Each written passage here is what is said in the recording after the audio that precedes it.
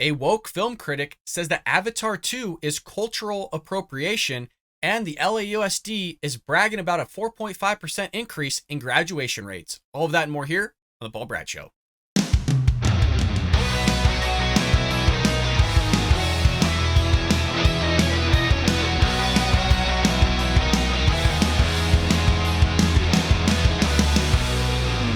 Welcome to The Bald Brad Show. It is Wednesday, December 21st, and as always, support the show by hitting that like and subscribe button, as well as leaving us a short, sweet comment down below regarding anything that we cover in today's episode. Your help and support would be greatly appreciated. And with that being said, our lead story of the day is a woke film critic saying that Avatar 2 Way of Water is, get this, cultural appropriation. I kid you not, folks. And it's so typical of the left to say something like this, right? I mean, these are the same people that say that you can't dress up for Halloween because it's cultural appropriation. These are the same people that say exercising is racist, milk is racist, Band-Aids are racist, you taking paid sick leave is racist. I mean, anything and everything is racist and a cultural appropriation. Now a fantasy movie, like a fictitious movie, is now cultural appropriation of people of color. Mind you, avatars of the Na'vi, they're blue people, folks. They're aliens. They're not real. And somehow it's cultural appropriation. This is how far we've gone. Well, this lady gets shellacked here.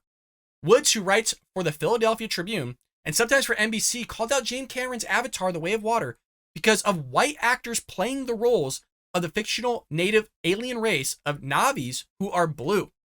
Now, we've seen this before as well, not with people playing literally fictional native, basically alien race or whatever. They got upset with Bryan Cranston, who did Breaking Bad and Malcolm in the Middle and stuff like that, for playing a quadriplegic. What they wanted was Bryan Cranston not to act. They actually wanted them to find, the casting director, to find an actual quadriplegic to be a quadriplegic in a movie. They don't believe in acting whatsoever. So even if you were to act, that is some sort of cultural appropriation of somebody else, the fact that you're acting as somebody else, which is amazing here because she said this. At some point, we got to talk about the cultural appropriation of Avatar, and white actors are cosplaying as people of color. They are playing, and they're not playing people of color, you dum-dum. These are aliens. It's not real. But what the left wants is James Cameron to go out in the ether into the universe and find some blue alien Na'vi that are like 10 feet tall to be played in a movie of which they don't exist whatsoever. But this is the progressive left. Why are we even bother trying to make sense of it all? She gets shellacked, by the way, on Twitter. Wait till we get to those. She goes on to say, it's just a mess and so not necessary, and no amount of visual effects, CGI, is going to erase that. Bad lace fronts / dry synthetic braids, Jesus fix it. You hear this time and time again of people of color, black people sometimes, because they wear dreads or braids or whatever you want to call it, saying it's cultural appropriation when a white person does it. Even though there's been evidence of the Vikings and others in North America, meaning a white race, if you want to call it that, utilizing dreads or braids themselves. So it's clearly not just one culture that utilized it. And if anything, there's more evidence to support the fact that people of color, black people, took it from white people. But I'm not for that. I think you should, if you want to wear dreads, who cares? Who cares? That is what makes America great. We're a melting pot of cultures. And what we could do is pull from other people's cultures that we think is good, is going to benefit the culture here in America, and we can adapt and inculcate that very culture into ours. Not all cultures have something good from their culture that we want to inherit ourselves. There's going to be aspects of everyone's culture that is good and aspects of everyone's culture that is bad, and we should choose and select the ones that are good to share with other people.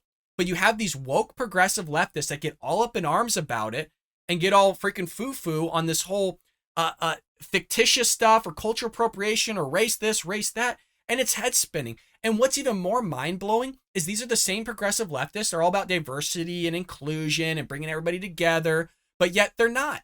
Because if you really were, then you would want to share other people's cultures with other people and allow the people that you're sharing that culture with to inherit that culture and then share that very culture with other people.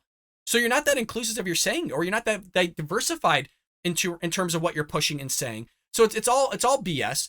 They just want to sit there and complain and whine because they got nothing better to do.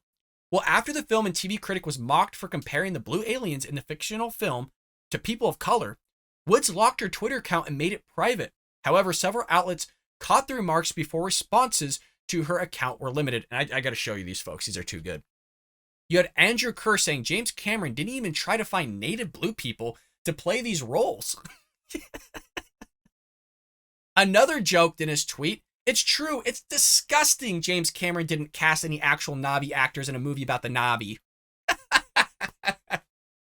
You had Anna Ziegler saying, no, we don't have to talk about it.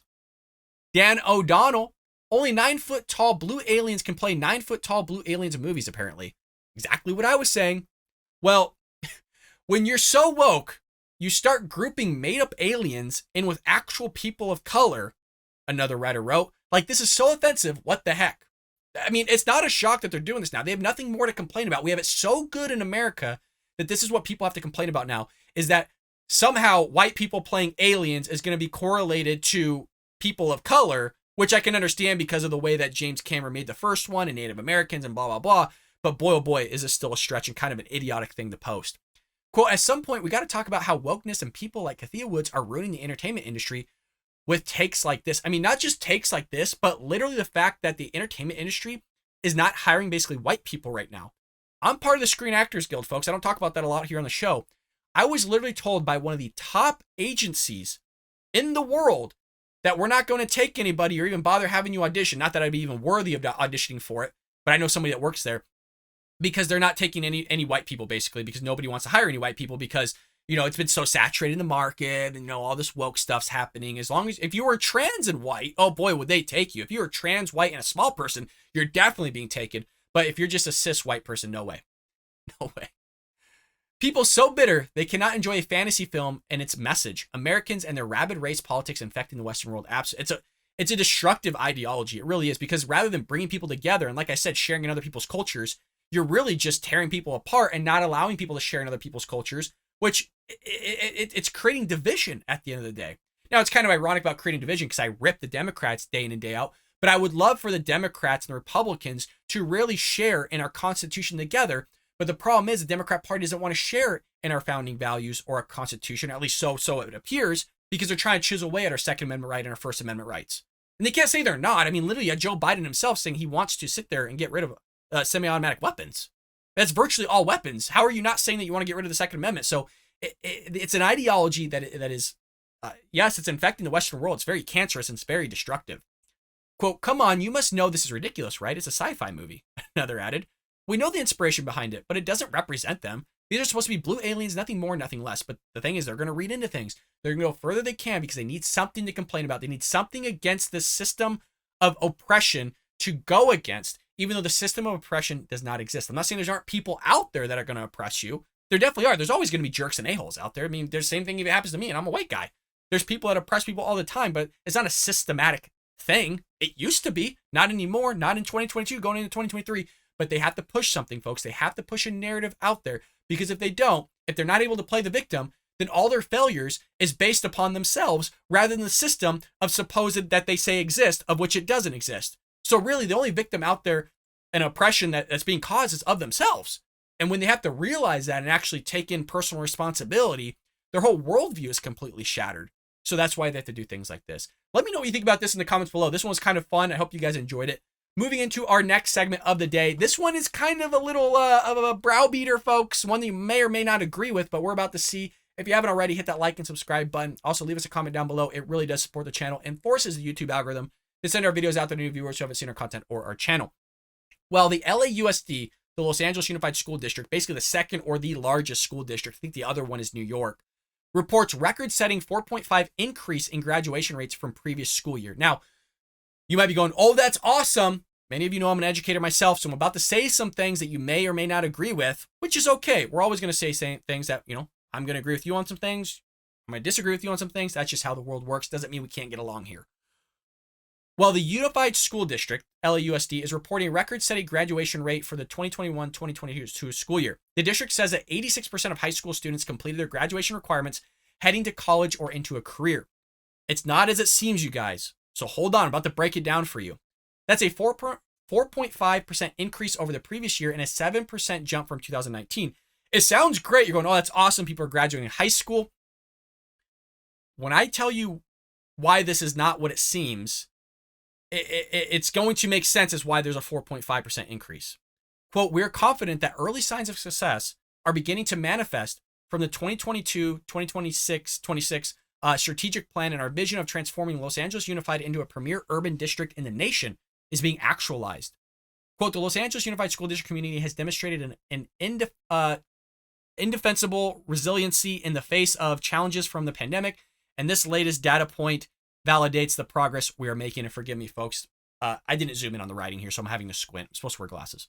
"More than 50% of graduates also met all UC and CSU requirements, up nearly 2.5% from the prior year." Now, why is this kind of a little bit of a manipulation of data in a sense? Because just because you have a 4.5% increase in graduation rates doesn't mean that people are actually meeting certain requirements. And as an educator, let me explain what goes on behind the scenes.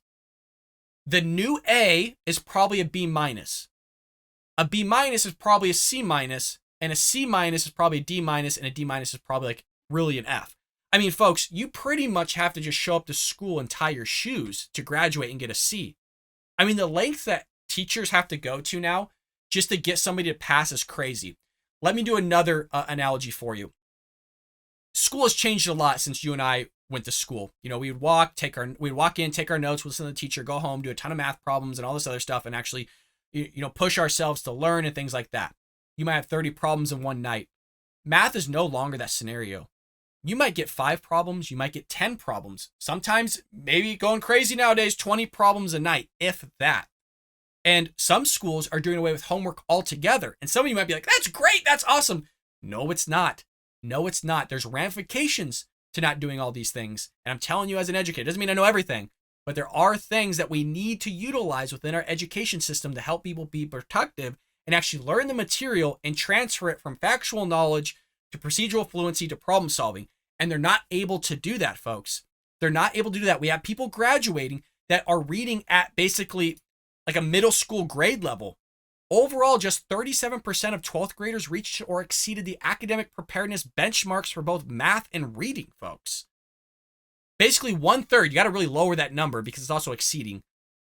You have to lower that number. 1 in 3 people don't actually meet the requirements whatsoever. So they're graduating without actually knowing really anything. And this has had ramifications in California, where you had students going into the CSU school system, which it quotes here about they're meeting the requirements, and you would have to take an entry-level exam for math and English. And what happened was you had so many people not passing into the entry-level courses, and they were having to take like 4 or 5 prerequisite courses just to count towards their graduation to get into like basically Math 100, that they had to do away with it. They didn't have enough room for all these people because they actually didn't know math and they didn't know English. So they'd have to take 3 or 4 classes before they ever met that graduation requirement, meaning it delayed their graduation, meaning the school wasn't getting as much money as they thought they would be getting, and they want to pump people through. So it has massive ramifications. So rather than going, man, you know what? Well, SOL, you're going to still have to take all these classes. What they did in the CSU was, let's just do away with the entry exam here, and we'll just let people choose what math class they want to go into. How do you think that works out? Do you think that's a good thing or a bad thing? It's a bad thing. The LAUSD has such an issue with people actually learning things that they got rid of the high school exit exam one year for people in an underprivileged area because they couldn't pass it and their graduation rates were terrible. So what I'm trying to get at here is tell you, just because you have a graduation rate that was increased, or you have a 99% graduation rate at maybe your high school, unfortunately, I hate to tell you, it doesn't mean anything anymore nowadays. Nobody gets held back. I've seen students literally get Fs, like they would have like a 32% the day before finals, and they're still pumped through the system, you guys. Please don't think that, because of graduation rates, school is so much easier than when you and I went. It is ridiculous. Somebody asked me, they go, if you had to have your kids get a quality education, what would you need them to do? And I said, well, 1, probably go to private school. 2, you need to take all AP classes. The AP classes nowadays is the type of education that we would have received in general education when we were in high school. The general education now is what you would get in a lower level. Let me give you another analogy. College nowadays, a PhD is the new master's degree. The new master's degree is the new bachelor's degree. The new bachelor's degree is the associate's degree. Okay. So it's just a lower level. If you're in high school, the high school education you're getting is basically middle school. The middle school education you're basically getting is elementary school. In elementary school, you just show up, you tie your shoes, you eat some toothpaste, and you're freaking good. So that's kind of where it's at. And I'm not trying to diminish some schools. Some schools are really excelling. But the graduation rates that are being displayed here don't really speak to the underlying issue that we're seeing, where they don't know how to read. They don't know how to do math. They don't know how to do basic algebra. So this is a major issue that we have here, because these are the people, this is the next generation that's supposed to carry on America. They don't even know that there's 50 states. They don't know the basics of what actually goes into civics in our government. They don't even know that there's 3 branches of government, you guys. I'm not saying everybody, okay? I don't want to make it seem like this is an epidemic. But I just think when people boast about certain things and go, oh, well, look at our graduation rates, or I graduated high school, it doesn't mean what it used to mean when you or I went, or our parents went, or our grandparents went. It's been really pared down to almost nothingness, and it's a dumpster fire. Really, at the end of the day, it's turned into more of a daycare thing, and I'm not trying to vent here. I'm just trying to give you what I've seen as somebody that was a public accountant for a lot of years, switched into the career of teaching, which I absolutely love. I mean, there are some just genuinely just amazingly smart students out there.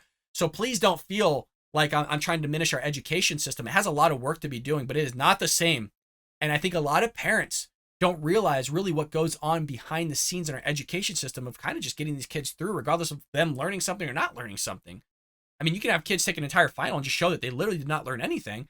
Maybe they passed the exam throughout the year, but it doesn't mean they actually retained it and actually held on to it and know it and to go to college and actually do really well in that course or that field of work that they're going into. So I'm rambling a little bit here, but I do think it's an important component to bring up and kind of give more of an educator's perspective on, well, it's not really that great of a statistic. And if you're kind of boasting about an 86% graduation rate, which is probably more like maybe 40% of those kids should be graduating, that's going to be my guess. And I'll even make it higher. I'll say 60% should be graduating, meaning 40% should realistically not be graduating high school.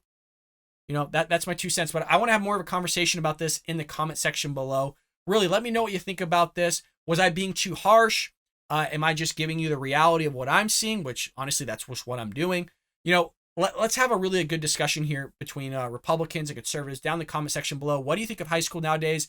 Do you think they've pared it down quite a bit? Do you think it's easy? Do you think that students have it easier than when we went to school? What do you believe in? Do you believe in the homework thing? Do you like the homework coming home that kids work on for that procedural fluency, so they actually know how to problem solve, or they have to read, or whatever it may be? I understand you're going to have kind of a bias on it because I'm sure they bug you with the homework questions, but let me know down in the comments below, folks. Thank you so much for your support. Make sure that bell notification says all notifications. YouTube is telling me if you have that clicked, you'll be able to see our content and whenever we upload or go live. Thank you so much. You guys are freaking awesome, and I'll see you tomorrow here on The Ball Brad Show.